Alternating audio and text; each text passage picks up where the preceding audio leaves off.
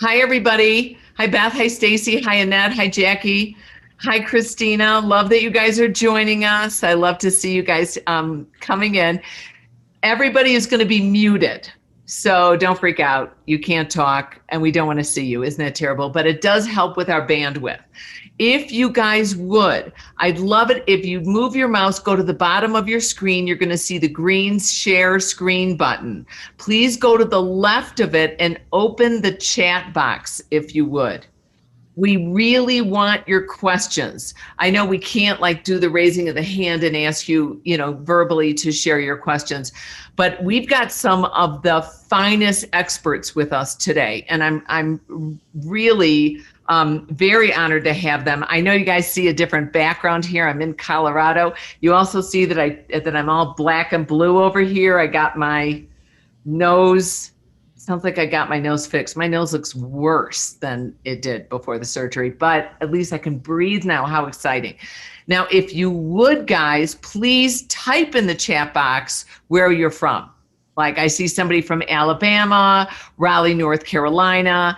Type in there. Just want to make sure you guys know where it's from. California. So we're getting people from all over the country. We have about 157 people that have registered for this webinar. We get a lot of people that watch the recordings, but you guys here that are live, we want to know your questions and we want to move. And I love this. New York City, but now she's in Cape Coral, Florida. Love it. Michigan, Charlotte, New York City again. A bunch of New Yorkers, Delaware, love seeing all this stuff. Connecticut, Wisconsin, thank you for coming in from the Midwest.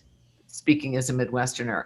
So the people we have joining us today, it's really kind of exciting. Sue Hitzmann has Hitzmann?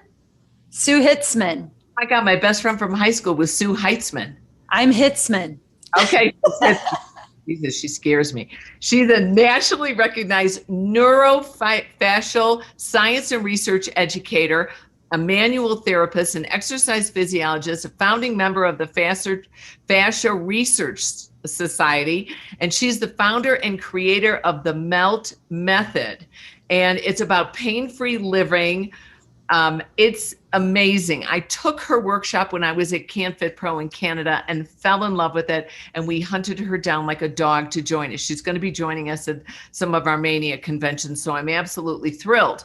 A couple of, I don't know if you guys have seen, but Alex Bryce, who's the only guy in the room, has been joining us now through this pandemic. And I got to meet him because he actually trains my son and I got personally trained by him. And he is an artist. He's got his master's degree in exercise physiology. He's getting his doctorate in physical therapy. He is gifted. He tends to be a specialist, not only in kettle weight training and training athletes, but also in dealing with just weekend warriors, normal women, female women. Okay. And then, of course, we have the well-known and the well-loved Leslie Bender, who just released a book on I Am Ageless Now of the same website. And she does a wonderful program, but she deals a lot with fascia, myofascial release, neurofascial, and she deals with an aging population. I'm going to launch right in because you guys don't want to listen to me with all this stuff. The first thing I want to talk about is what and where is fascia? And Sue, since I screwed up your name, I'm so embarrassed. I'm going to ask you. You should start with someone else. No, I'm starting with you. I'm like, you could rub my nose and I'm so embarrassed. But you're really, you've developed this entire method and you've dedicated your entire career to this, to working with the body and making sure it's pain-free. How can you share in common terminology, what is fascia and how does it function? Just in common terms, fascia is a three-dimensional, fluid-based architectural matrix. Under your skin, it's the supportive infrastructure that stabilizes everything, every muscle, bone, nerve, blood vessel, organ. It is the system that keeps your entire body feeling resilient, and it supports all aspects of our body, from how our nervous system operates to how our blood flows to how we feel. So it's an important tissue, system, organ to learn about, and we'll talk a little bit more about it as we go. That's my interpretation. And if I were going to ask you to get a bit more technical, because we've had all levels of participants on this webinar, to get a little bit more technical, how do we work with fascia? Do we, and how do we do this effectively? Well, I guess we're working with it by tapping into every aspect of our body. So you can't just, work on fascia. It's just like you can't just work on your muscle, or you can't just work on a thing, right? Because we're an autonomous, complete system. Our bodies are a process that exists through life. So you can absolutely influence fascia through touch, movement, breath, and living. Yes. Wonderful. And why is this your chosen area of expertise? Because I guess, fascia, it's not just fascia. I'm really compelled with living and what it is to be a spirit and a body, having a human experience to gain spiritual enlightenment. You know what I mean? So, but fascia became really important to me after I had chronic pain in the late 90s. It veered me out of fitness and into understanding what causes pain to become chronic. And when nothing else worked, none of the neuromuscular therapy, none of it worked, I branched out and learned a little bit more about connective tissue beyond the muscles and this concept of myofascia. And I learned that it was a system that stabilizes, supports, protects everything. And it seems very important. So I've spent most of the last 20 years being a science educator and a research educator to the general public to simplify this important system down into layman's terms so that people could lead a better life beyond just diet and exercise. And it was interesting when we decided that we were going to do this webinar, I'm always thinking fascia, foam rolling. And I think before we turned the camera on, I was mentioning that I thought the year 2019 was all about foam rolling and fascia and any type of massage and compression that we could do. And when I thought, okay, Kelly Jones, who's on our staff, she's absolutely wonderful. And she put together some webinars and she put this together. And then Alex Bryce sends me this email and says, well, Sara, I really don't believe in foam rolling. I was like, okay, now this is really going to be an interesting webinar. So I'm going to ask you, Alex, to share with us, please, what your, I don't know if I say position, opinion, understanding is of foam rolling and fascia. Sure. Well, I wouldn't go so far as to say that foam rolling, quote unquote, doesn't work. It's more that we're misappropriating mechanisms for what's actually occurring. It seems fairly clear from the available evidence that whether we want to consider massage, foam rolling, variety of techniques where we are applying pressure via touch, whether it's human touch or using an instrument assisted, can acutely, for some people, in fact, many people, reduce the perception of sensation or the perception of discomfort or pain, and can acutely increase range of motion. But that probably has zero or next to zero to do with the fascia itself. If anything, we're potentially having some sort of neuromodulatory effect, and that same effect can occur in a number of different ways.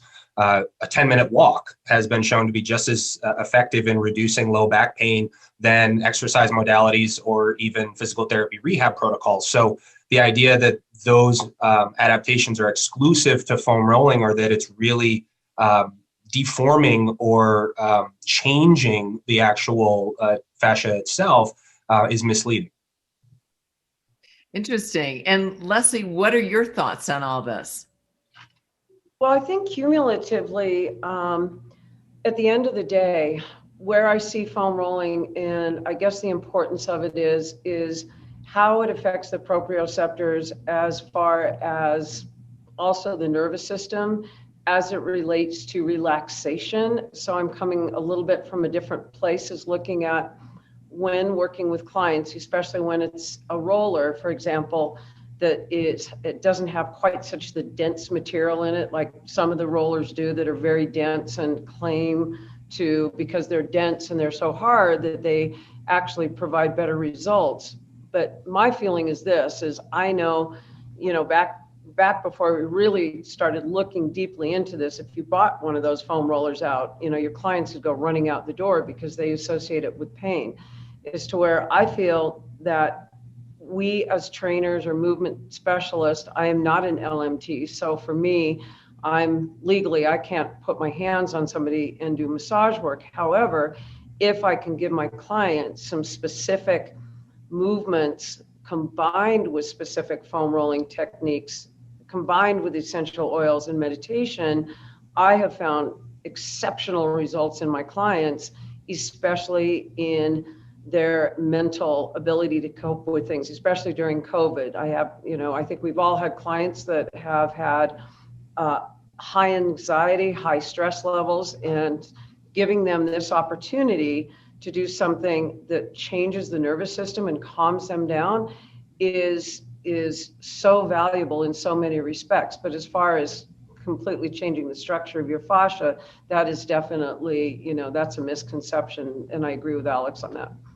And Leslie, what I really like that you brought up is you don't want to hold yourself out as a licensed massage therapist or a physical therapist, things like that. And that's something that, we love to learn and we love to know what we're doing, but by simply making sure your clients know, I'm a personal trainer, I'm not a massage therapist.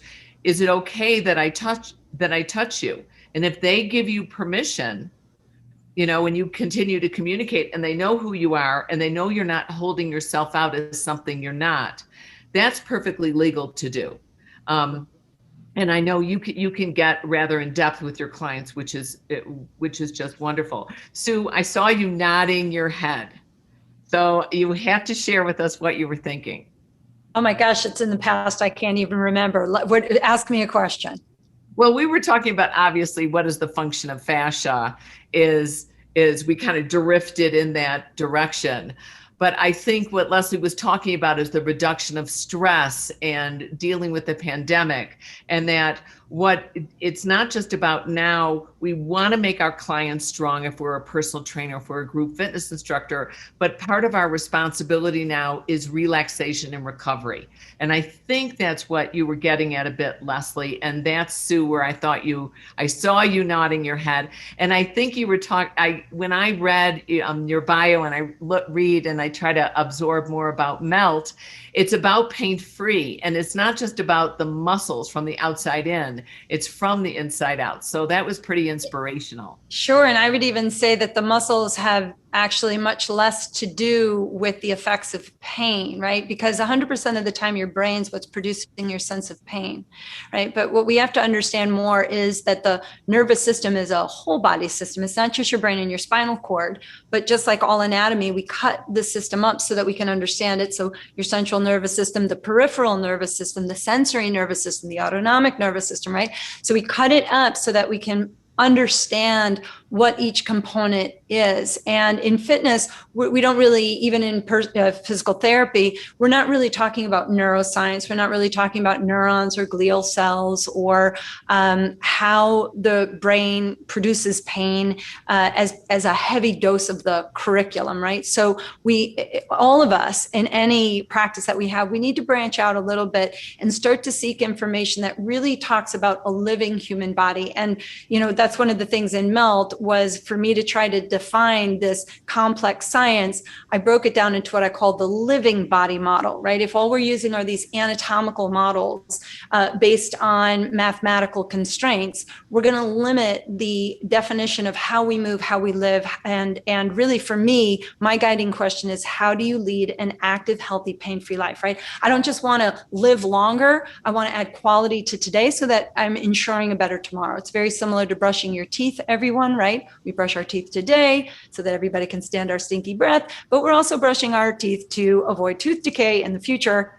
So it makes sense to do it daily. And so I think to Leslie's point, is that if we can empower our clients to create a daily self-care practice and to give themselves permission to go into their bodies and sense what they feel from day to day, I think that we would learn to become more aware of what I call pre-pain signals before we actually have a chronic problem, right? And that's the difference between being proactive and reactive, right? Most of us think we're proactive, we're eating right, we're exercising, but it's a dirty little secret of fitness. Lots of people eat right and exercise and still have persistent pain problems.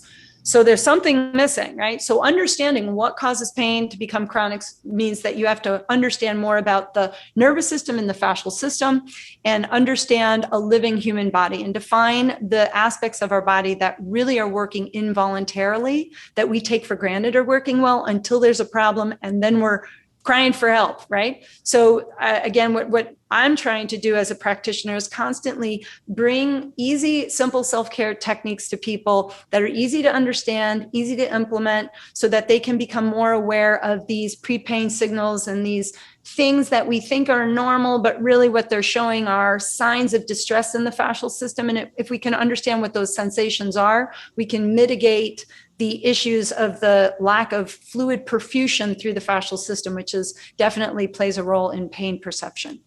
Can you provide examples of 3 things we should watch out for if we're to prevent ongoing pain?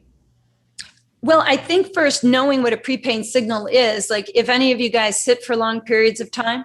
Yeah. So what would 3 of those signals be? That would, I think that would help all of us. Right. So one's really obvious, right? If you sit for long periods of time and then you get up and you feel like you just aged 40 years because your joints don't work as well as they did when you sat down as they do when you get up, or you wake up in the morning and you feel like a dried out sponge left out overnight on your kitchen sink, right? Or you're noticing that you're constantly having to adjust your neck or your low back frequently throughout a day, but it actually, you're constantly sort of sensing tension in your body. Those are pre-pain signals. And the thing about those sensations is that when you get up and you move around, they go away. And that's why we think they're normal. But if you think of again, I'm talking about the whole fascial system, guys. I'm not talking about this myofascial system, right? The fluids in fascia, when they are not moving cohesively, if the tissue matrix loses some of its fluid perfusion, not volume, perfusion, it doesn't go away. And it's almost like you're creating sediment in your river's flow. And where the sediment loves to live is around your joints. So here's a good message for you guys. I've never heard of somebody at 60 getting a hamstring replacement, but lots of people get hip and knee replacements. So if you want to know how to keep your joints stable, the only thing around joints is fascia. So you should probably know about fascia just because you want to keep all of your joints and you don't want to have a replacement, right? So that definitely plays a role in that. I could go on, but that's probably enough. That was probably a good download. Yeah. That's good. Is there anything else you might notice, Alex, that keeps the body functioning? Because let's say the foam rolling is not the way to go. How do we work on recovery and how do we work on function to make sure that we can be our best selves, both physically and emotionally? Sure. Well, I think one of the biggest keys that Sue mentioned within her explanation is that pain cannot be explained by biomechanics alone. It is an extremely complicated experience as opposed to simply a sensation. And there are many, many factors that can influence pain. A really good example would be something like phantom pain. Someone loses a limb, they wake up in the middle of the night 3 years later and it hurts, right? There's obviously more going on than simply the injury in a tissue or the lack of dysfunction, or however we want to define it within a tissue. And pain, and what would show up as injury on imaging, such as disc herniations, meniscus tears, et cetera, does not actually correlate with symptoms. And so when we're dealing with something like pain, sleep is certainly going to impact our sensitivity and perception or threat perception or sensation of stiffness or perception of how we're actually feeling. So easiest low-hanging fruit there is quality sleep. If you're not sleeping, nothing else is going to matter. Even something like pro-inflammatory foods can have an impact on how we are experiencing pain or discomfort. So we're dealing with something that is very complex, multifaceted, and the most up-to-date pain models that I'm typically aware of are referred to as the biopsychosocial pain models, where we're dealing with even something like your support structure. So the words and the terminology that I use with my clients is key. If I tell somebody, oh, I don't know, this exercise might really hurt your back and it's not good for your knees, what do you expect? Their back is probably going to hurt during that movement. What really kind of showed that most for me was I would realize that anytime I argued with my wife, which luckily is not often, but when it does, my back hurts. Why? I didn't do anything different. It was from a place of emotion or psychology that's even going to influence how we are experiencing pain. And there are even disorders such as complex regional pain disorder or reflex sympathetic dystrophy. And I have experience working with clients with these disorders where it's essentially an autoimmune response where our body is convinced that there's an injury where there isn't. So we can even have symptoms of pain or discomfort where nothing is actually wrong. It would be great if it was as simple as, well, it's just all down to your movement, but we're dealing with something that's extremely complex. And that kind of leads us a little bit into the next question of what happens when fascia becomes dysfunctional. Like you just drew a comparison or between, or an analysis between your brain and your body and your emotions and your physical. So what happens when fascia does become dysfunctional? Pain, tearing, inappropriate movement patterns. Sara, I guess I can attest to that, because if you think about 30 years ago in the fitness industry, this was never being discussed because it didn't really exist. And I am one of the recipients of a total knee replacement. And hindsight is now that I've had it done. However, somebody probably should have talked me out of it. But because of the osteoarthritis, it became to the point that the joint became very dysfunctional. However, the reason I'm mentioning this, and Sara, Alex, please jump in, is I think, a fascial area becomes so dysfunctional because of poor movement patterns, habits, things of this nature, and standing all day or whatever the case may be an individual might do.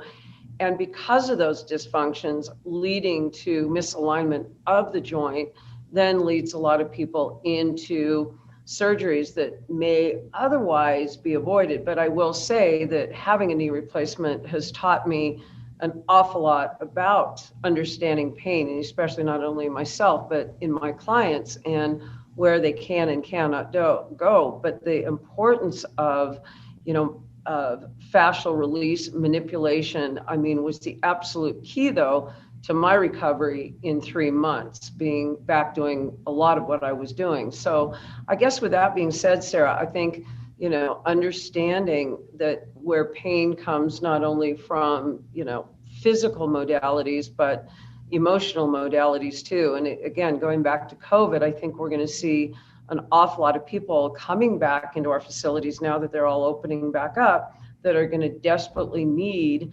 gentle, what I would consider pain management, whatever that might be, both emotionally and or physically. And it really interests me on the knee replacement. I feel like this pandemic for me has been like surgery after surgery. I tore my meniscus, embarrassingly enough, playing pickleball. How humiliating. I can ski all winter, black diamonds, moguls galore, and I play one stupid game of pickleball in the wrong shoes, in running shoes, and I screw up my knee. So what are your thoughts on how can we really prevent like hip replacements or knee replacements? I'm not necessarily saying they're bad, but I'm saying how could we really do that?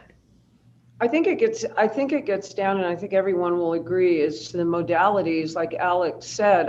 I dove into a lot of research in anti-inflammatory nutrition, which for me to have a total knee replacement and only take one oxycodone is unheard of. So all of my management was through fascial release and nutrition, which allowed me to manage my pain. But anyone who, is going down that path of misaligned joints, whether it be knees or hips, which, They do 1 million a year just in this country alone.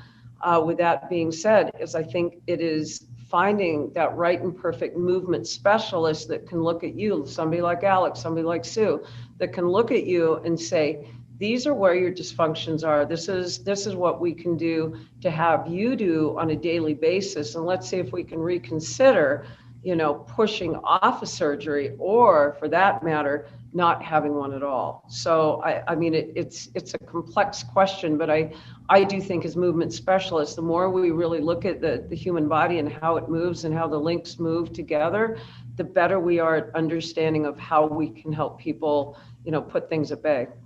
And I have to completely agree with you on the nutrition and the anti-inflammatory diet. I originally broke my nose 20 years ago, and then the plastic surgeon made it look pretty, but it wasn't functioning. So I went back to the same plastic surgeon a couple years later. He tried something else. He didn't know how to fix it. So during COVID, because I can't breathe, now I can, but I couldn't before, I went to a plastic surgeon. And, oh my gosh, he was adamant about an anti-inflammatory diet, no salt. Cut out dairy, cut out gluten, and no alcohol and no salt.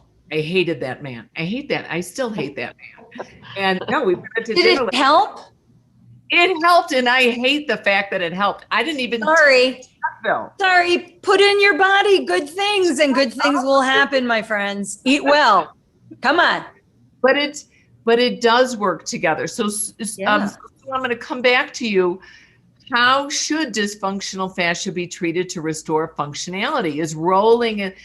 Can rolling be an option? All right, Leslie very wisely brought up the diet aspect, but if we're getting dysfunctional, if we start getting the pains in our body that are obviously setting us up for long-term failure, how do we react to these things to make ourselves feel better? Gosh, we become more aware of how to take better care of ourselves. We learn something beyond diet and exercise. I mean, I want to say 3 things. 1, Leslie hit it so spot on, guys. Listen to what she's saying, right? The thing about joint damage is a lot of people think it's just wear and tear. What you have to remember is as fascia adapts, chemical changes happen. And because it's fascia around your joints, there's actually a chemical adaptation. And that chemical change is one of the things that breaks down that collagen system that goes into that collagenous tissue called cartilage and ligaments.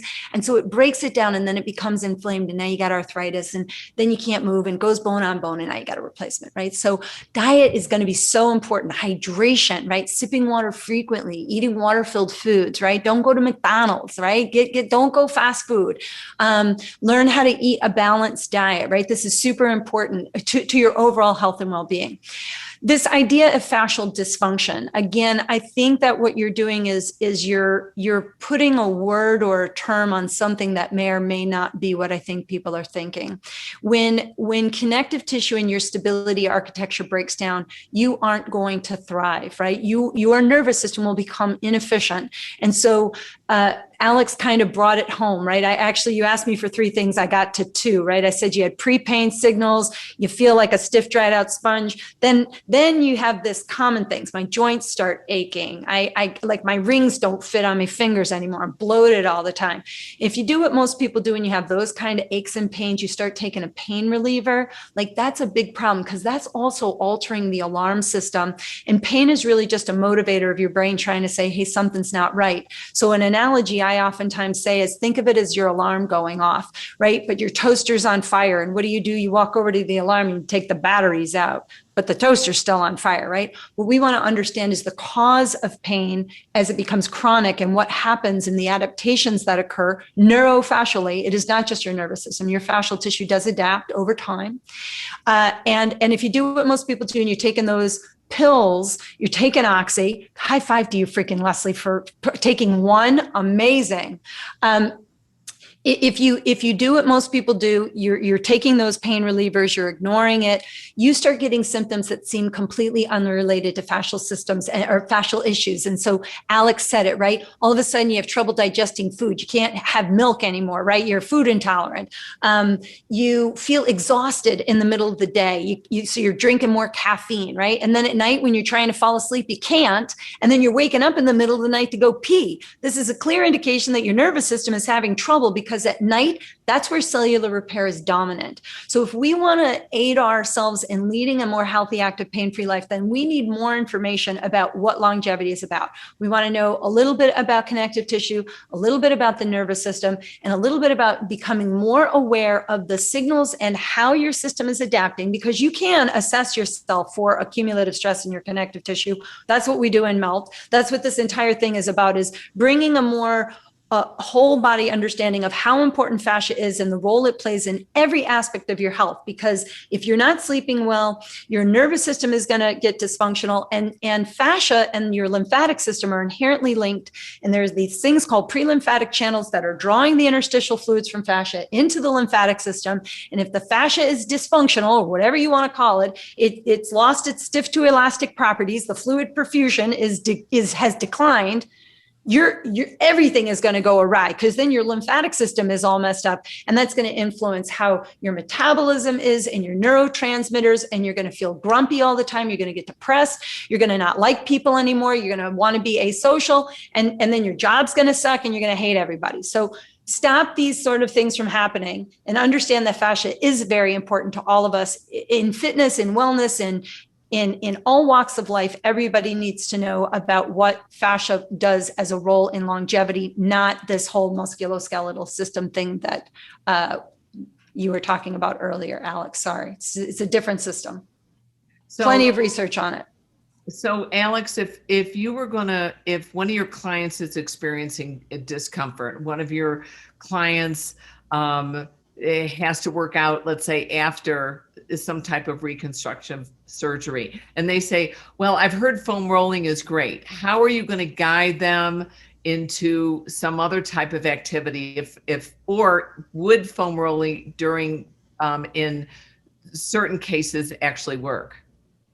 Well, if someone already has experience with it and gets a perceived benefit out of it, if they like it, well, then it can have merit. It can be a tool in your toolbox. But the whole reason that I do what I do is because strength training is the best medicine you can give your body. There is no pill, there is no prescription that can possibly compare to the positive adaptations of external load and improving strength. Gaining muscle mass is reductive of all-cause mortality, and exercise is typically the best recommendation for chronic inflammation and chronic pain. Now, there are some extreme examples to where someone is in so much pain that an exercise modality is not an option. But if we're eliminating some of the really, really extreme cases that only occur in a minute percentage of the population, movement is medicine, motion is lotion, and getting a barbell in people's hands is as empowering as it gets in order to improve all aspects of your body, reducing the risk of injury and reducing the risk of having to get a surgery in the first place. For example, something like hip strength, particularly the glute medius, is predictive of ACL injuries in female athletes. The stronger we can get someone, the harder they are going to be to injure. And the idea that we have an injury on imaging that necessitates surgery has been challenged. There are multiple studies that have come out recently that have compared ACL reconstructions to a sham surgery, and the sham was just as effective. So the idea that we need to slice and dice everybody really doesn't bear weight when you look at the available evidence. And I will promote picking up heavy things until the day I die. Now, we got an interesting question from Jan. She says, has anyone ever tried cupping, usually done during PT? Sure. Alex, have you ever done anything like that? Well, I have. I wouldn't say that that's necessarily in the scope of the modalities that we are discussing. There, to me, is very little evidence supporting the efficacy of cupping. It mostly became really, really popular again when everybody saw Michael Phelps looking like he had battled a giant squid in the Rio Olympics, and physical therapists can bill it as manual therapy. So it's more of an insurance thing and sort of getting a buy-in for instrument-assisted modalities that are less than ideal. However, Diane did just ask, what about older clients who already have joint issues and can't lift even light weights, let alone heavy? Well, what we do understand about osteoarthritis is typically that it is an issue of underuse, not overuse. And being able to push through that initial pain and continue to provide external load and adaptation is typically going to be effective regardless of how old someone is. It's never too late to start strength training, and I have worked with geriatric populations. Leslie, you're nodding your head, which I think means, you're the queen of working with an older adult population. How do you see this working? How do you see strength training and working with the whole fascia system? Well, and again, even teaching, think about, I guess, when somebody comes up and gives you a hug, somebody that you really like, and they come up and they give you a good hug, that warm, fuzzy feeling that you feel. Well, I worked with a lot of active aging, and I actually have them do like a self massage. What they don't realize is they're starting to like stimulate their own tissue. I have them like pat out their legs. I have them rub their legs. And, at the end of the day, if you fall down, you've got to get back up. So with that being said, I believe in, using body weight training for the active aging, learning how to sit down and get back up, even if it's a higher chair than what somebody normally use. But all of a sudden they start switching on their glutes, and, little by little, we start adding, small amounts of weight. And for all intents and purposes, we start rebuilding that tissue. And you're absolutely, Alex, you're absolutely right. Dealing with, any age group. I'm back here in Reno, and I'm the fitness director of a club that I was fitness director of 30 years ago, and God bless them, they're all still here. But we're all older, but they are all still moving. They are still all working out. Thank God they're not all still wearing their G-strings. But with that being said, I am now in an environment of the largest active aging group in Reno, Nevada, and we are putting in a total wellness center here, which is going to be including, therapy. We're talking about vibration therapy and on and on and on. I could talk about it forever because I'm so excited about being part of this whole new program. But our whole goal is to keep the active aging ageless, and that's going to be the protocol, is weight training, and it's crucial. So it's very exciting for me to be in this environment. So Sara, I'm in total agreement that, you got to keep lifting. I know when I had my surgery, the first thing I did is I chucked my walker. Second of all, I made myself get down on the floor and get back up, and I thought, I'm by myself. I have no one here to help me. If I crash and burn, I got to be able to get back up. And so I did it over and over and over again. And then I raised my leg up to drain my lymphatic system and make things start to work again, and drink my anti-inflammatory juice. And again, I was back to work in 3 weeks. That's unheard of after a joint replacement like this. So it can be done. It can be done. The one thing I just want to say real quick, because I know we don't have a whole lot of time, is Ida Rolf and structural integration. I've got a wonderful slide. If anybody would like it, I am Leslie, Leslee at bendertraining.com, and it is the emotional side of fascia. And it's a wonderful slide because it points out to where we hold emotional blockage. It manifests in our body, and I don't know if you've seen that, Sue, but it's incredible. It really is, because if you think about it, if we're always saying, oh, that person is such a pain in my, wherever you say that, at the end of the day, it's going to show up. So if anybody would like to have it, I will gladly give you that slide. What we'll do is we always record the webinars, and then we send them out the next afternoon. Mike Lieber is running this webinar. Great. He puts this together.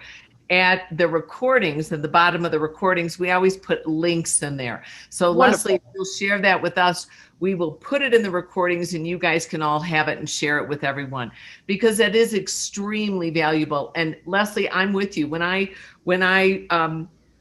tore my meniscus and I got the repair, I think I took one Tylenol. I didn't take, I had he gave me hydrocodone, he gave me Valium. I was like, there was Bottles no of it. way I'm putting that in my body. I didn't do with my nose, which was horrible with the deviated septum and the cartilage being built on the outside and all those plastic, I don't want to talk about it.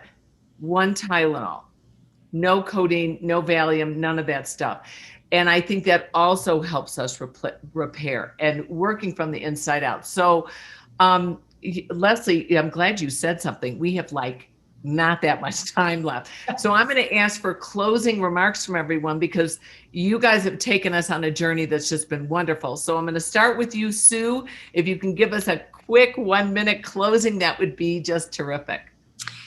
If you want to lead a more active, healthy, pain-free life, you should learn about the MELT method and come and learn a little bit about what is beyond these anatomical models that are still held sway in the fitness to wellness industry. I'm 50 and I feel like I get younger every year because I feel vibrant. And I think that our healing potential is possible to enhance.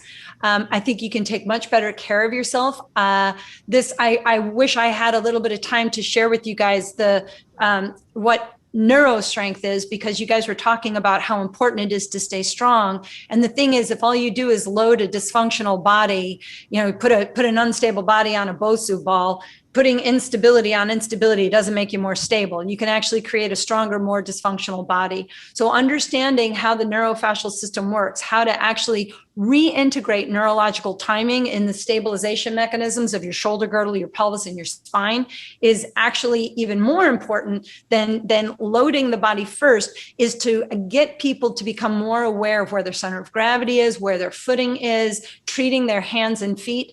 And it doesn't need to be hard. Everybody can start in a basic way. So just know that it doesn't take a lot of time to start to sense your body in a different way, like 10 minutes a day of just self-awareness, even if all you do is focus on breathing.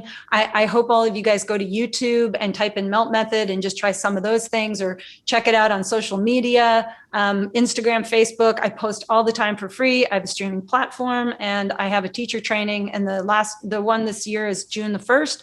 And the next one starts September 17th.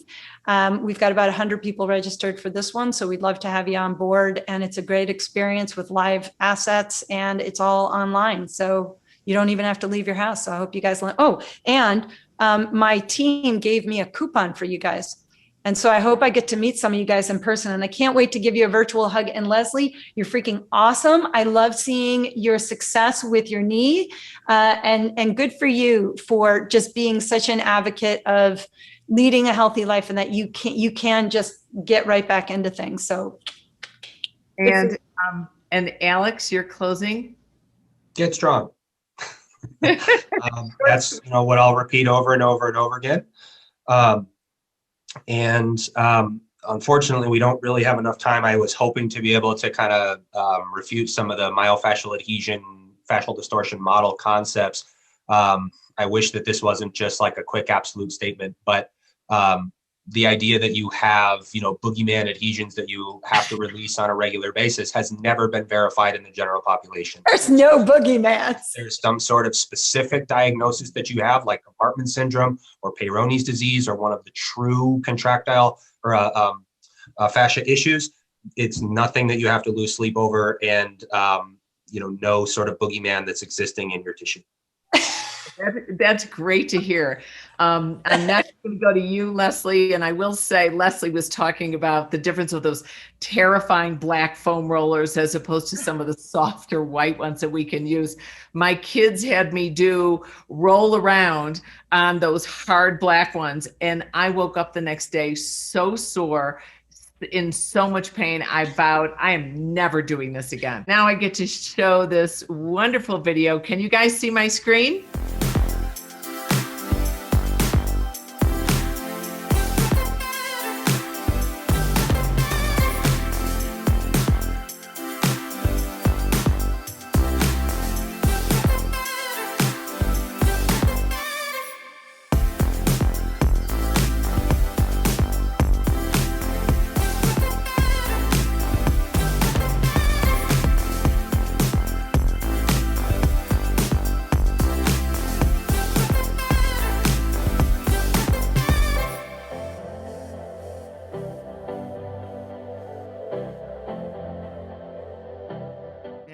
great.